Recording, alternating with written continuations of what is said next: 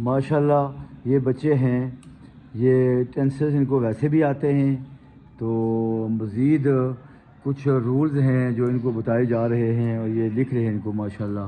یہ دیکھیں، یہ پریزنٹ ہے، یہ پاسٹ ہے اور یہ فیوچر ہے، اور یہ دیکھیں، یہ پریزنٹ ڈیفینٹ ٹینس ہے، یہ پاسٹ انڈیفینٹ ٹینس ہے، یہ فیوچر انڈیفینٹ ٹینس ہے، اوکے۔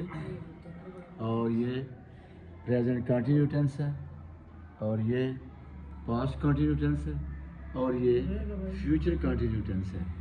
ایسے ہی یہ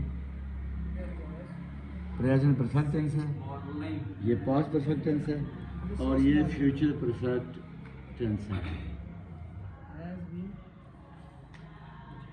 اور یہ future present perfect continue tense ہے، اور یہ والا پاسٹ پرفیکٹ کنٹینیو ٹینس، اور یہ فیوچر پرفیکٹ کنٹینیو ٹینس۔ یہ شارٹ انداز میں بچوں نے یہ ٹیبل کے ذریعے یہ چیزیں یاد کرنی ہیں۔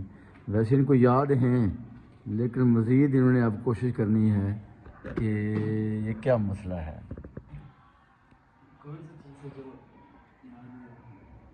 جی ٹھیک ہو گیا۔